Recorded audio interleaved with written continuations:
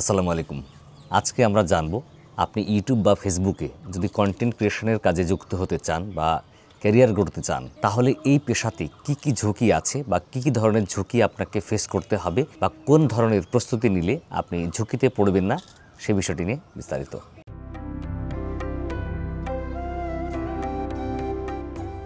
আপনি ইউটিউব বা ফেসবুক যেখানেই ভিডিও তৈরি করেন না কেন, ভিডিও তৈরির ক্ষেত্রে প্রথমে আপনার একটা সাইট বেছে নিতে হবে বা স্পেসিফিক বিষয় নির্ধারণ করে নিতে হবে।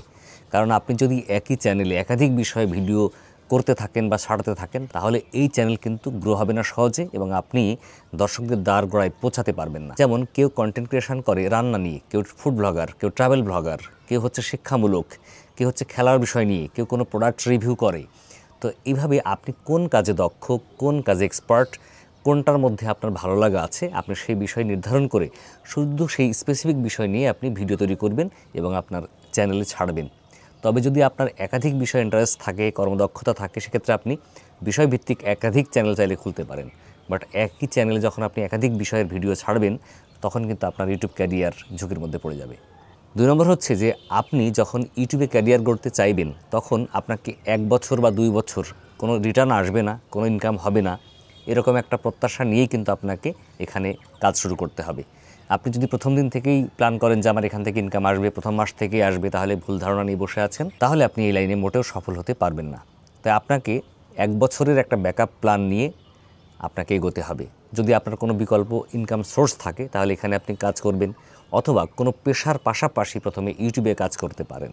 পরবর্তীতে যখন দেখবেন যে ইউটিউব থেকে আপনার ভালো আর্নিংস আসছে, আপনি এখান থেকেই অর্থনৈতিকভাবে স্বাবলম্বী হতে পারছেন, তখন হয়তো আপনার অন্যান্য পেশাগুলোকে আপনি ত্যাগ করে বা কুইক করে এখানে আপনি আসতে পারেন। তবে খেয়াল রাখবেন, প্রথমেই একমাত্র পেশা হিসাবে ইউটিউবকে নেওয়ার প্ল্যান করবেন না, আর করলেও আপনার সেই ধরনের ব্যাকআপ প্ল্যান রেখেই এগোতে হবে। ইউটিউব চ্যানেল খোলার ক্ষেত্রে সবথেকে গুরুত্বপূর্ণ হচ্ছে যে আপনি কোন বিষয়ে দক্ষ, কোন বিষয়ে কাজ করতে আপনার ভালো লাগে, সেই টপিকসটা অবশ্যই আপনাকে নির্ধারণ করে চ্যানেলে কাজ করতে হবে।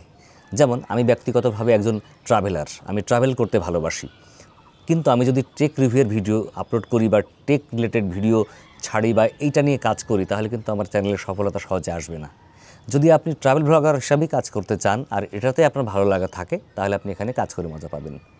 আবার যদি এমন হয় যে আপনার ঘুরতে ভালো লাগে না, রৌদ্রের মধ্যে, বৃষ্টির মধ্যে, শীতের মধ্যে বাইরে ছোটাছুটি করতে ভালো লাগে না, মানুষের মধ্যে গিয়ে কথা বলতে পারেন না, সবার সামনে ভিডিওগ্রাফিতে আপনি এক্সপার্ট না, তাহলে কিন্তু আপনার জন্য ট্রাভেল ব্লগার না। কারণ ট্রাভেল ব্লগারদের কিন্তু অনেক পরিশ্রম করতে হয়, অনেক খাটাখাটনি করতে হয়, বাইরে ছোটাছুটি করতে হয়, খরচ করতে হয়। যেমন আমি যদি টেক রিলেটেড ভিডিও করি বা কোনো শিক্ষামূলক ভিডিও করি, তাহলে কিন্তু আমার কোনো খরচ নেই, আমার এই ভিডিও তৈরি করতে খরচ নেই, শুধু ক্যামেরা বা লাইট সেট আপ নিয়ে যে খরচ সেটা, বাট এরপরে আর খরচ নেই।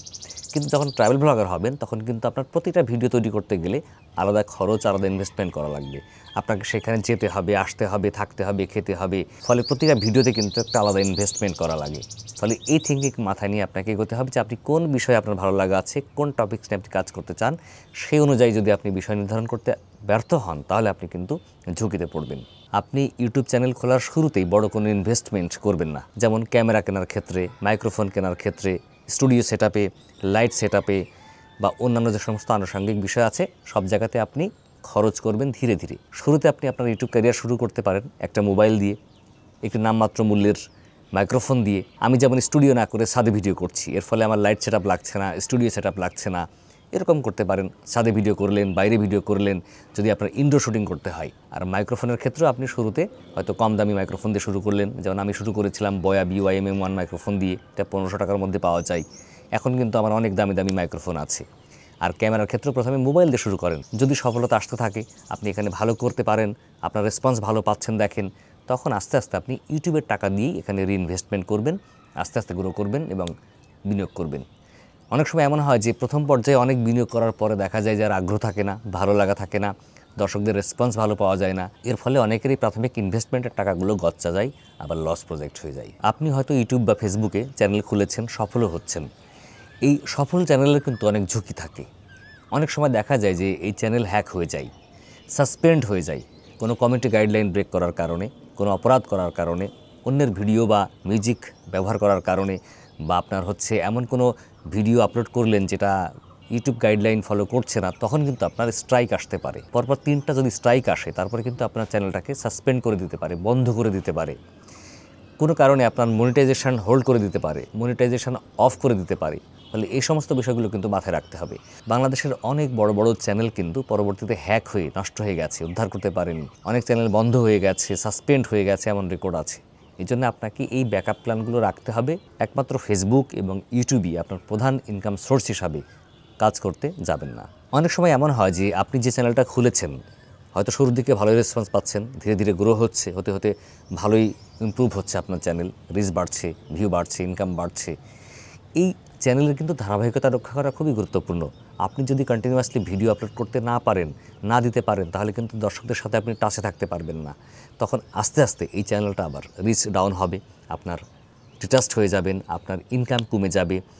কোনো কারণে যদি আপনি কন্টিনিউয়েশন না করতে পারেন তখন কিন্তু আবার ক্ষতিগ্রস্ত হতে পারেন। আবার অনেক সময় এমন হয় যে আপনার চ্যানেলে বিজ্ঞাপন কম আসছে, বিজ্ঞাপনের যে রেট পাচ্ছেন সেটা খুব কম। আবার হতে পারে এই রেট ক্রমান্বয়ে ডিক্রিজ হচ্ছে। আবার অনেক সময় এমন হয় ফেসবুক বা ইউটিউব নিজেরাই আর্নিংস কম দিতে থাকেন। আপনারা অনেকেই জানেন এখন যারা রিল বা শর্টস ভিডিও করছেন তাদের কিন্তু ইনকাম ডাউন হয়েছে। আগে যত ভিউ যত ডলার আসতো এখন সেটা আসছে না, ফলে অনেকের কিন্তু ইনকাম লেভেল কমে গেছে।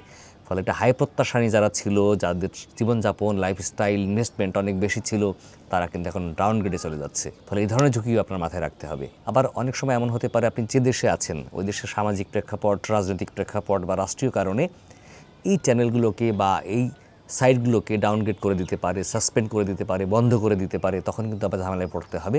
এই ব্যাকআপ প্ল্যানও যেন মাথায় থাকে। যেমন ভারতে আপনারা জানেন যে টিকটক বন্ধ করে দিয়েছে, পাকিস্তানে টিকটক বন্ধ করে দিয়েছে। ফলে যদি এরকম আপনি যে সাইটে খুব দক্ষ কাজ করছেন, সফল, হঠাৎ করে যদি ওই সাইট বন্ধ হয়ে যায়, গভর্নমেন্ট থেকে ডিক্লেয়ার সেটা বন্ধ, তাহলে কিন্তু আপনাকে ঝুঁকিতে পড়তে হবে। যেমন অনেক দেশে ফেসবুক বন্ধ করে দেয় সাময়িকভাবে, অনেক দেশে ইউটিউব সাময়িকভাবে বন্ধ করে দেয়। আপনারা জানেন যে আমাদের জুলাই আগস্টের যে আন্দোলন হয়েছিল তখনও কিন্তু ইউটিউব ফেসবুক সাসপেন্ড ছিল, বন্ধ ছিল। ফলে এরকম যদি বড় কোনো ক্রাইসিস দেশে আসে তখন কিন্তু বন্ধ হলে আপনি ঝুঁকিতে পড়ে যাবেন। সর্বশেষ বলবো, আমাদের দেশে যারা ইউটিউব বা ফেসবুকে কন্টেন্ট ক্রিয়েটর হিসাবে ক্যারিয়ার গড়তে চান তাদের কিন্তু সামাজিক স্বীকৃতি নেই, কারণ সমাজের লোক তাদেরকে ভালোভাবে দেখে না। আপনি দেখেন যে একজন ইউটিউব বা ফেসবুকে কাজ করে লাখ লাখ টাকা মাসে ইনকাম করছে, কিন্তু তার সমাজের লোক বাঁকা চোখে দেখে, বখাটে বলে, উচ্ছনে যাওয়া বলে, যে ক্যারিয়ার করতে পারেনি, বেকার বলে। আবার বিয়ে থাওয়া করতে গেলেও কিন্তু তখন সমস্যা। মেয়ের বাবাকে কি বলবেন যে আমি কোন পেশায় আছি তাকে বোঝাতে কিন্তু টাফ হয়ে যায়। রাষ্ট্রীয়ভাবে আমাদের স্বীকৃতি নেই। যেমন ধরেন আমরা যখন বিদেশে যাই ইমিগ্রেশনে কিন্তু পেশার প্রমাণপত্র দেখাতে হয়, ভিসা করতে গেলে পেশার প্রমাণপত্র দেখাতে হয়। তো আমাদের ইউটিউবারদের কোনো পেশার প্রমাণপত্র নেই, আমাদের কোনো আইডি কার্ড নেই, ভিজিটিং কার্ড নেই, আমাদের কোনো লাইসেন্স নেই, ট্রেড লাইসেন্স নেই আমাদের। তো ফলে আমাদের কিন্তু স্বীকৃতি নেই। অথচ আমরা কিন্তু যে ফরেন রেমিটেন্স হিসাবে ডলার ইনকাম করছি তার একটা পার্সেন্টেজ কিন্তু আমরা বাংলাদেশ গভর্নমেন্টকে ট্যাক্স হিসাবে দিচ্ছি, এবং এটা ফরেন রেমিটেন্স হিসাবে আমরা দেশে আনছি ডলার। তারপর কিন্তু আমাদের এভাবে সামাজিক মর্যাদা নেই। তো ফলে এই বিষয়টা আপনাকে মাথায় রাখতে হবে, কারণ আপনাকে যখন কেউ জিজ্ঞাসা করবে আপনি কী করেন, তখন আপনার পেশাটাকে বোঝাতে গেলে একটা কিন্তু বিব্রতকর সিচুয়েশনে পড়তে হবে, কারণ সবাই তো সচেতন না, সবাই এই বিষয়ে ওয়াকিবহাল না, জানে না। তো ফলে এই সমস্ত বিষয়গুলো মাথায় নিয়েই আপনাকে এগোতে হবে ফেসবুক বা ইউটিউবে কন্টেন্ট ক্রিয়েশনের কাজে। তবে আমি মনে করি কোনো কথাই কথা না, জীবনে ঝুঁকি না নিলে কোনো কিছু অর্জন করা সম্ভব না। তাই যদি আপনারা স্বাবলম্বী হতে চান, স্বাধীন পেশায় আসতে চান, তাহলে ইউটিউব ফেসবুকে ক্যারিয়ার হতে পারে একটি ভালো পেশা। আজকে পর্যন্ত দেখা হবে পরবর্তীতে আবার অন্য কোনো বিষয় নিয়ে। ততদিন ভালো থাকবেন, আর আমাদের ভিডিও ভালো লাগলে শেয়ার করে অন্যকে দেখার সুযোগ করে দিবেন, আর আমাদের চ্যানেলকে লাইক করে সাবস্ক্রাইব করে আমাদের পাশেই থাকবেন। আল্লাহ হাফিজ, আসসালামু আলাইকুম।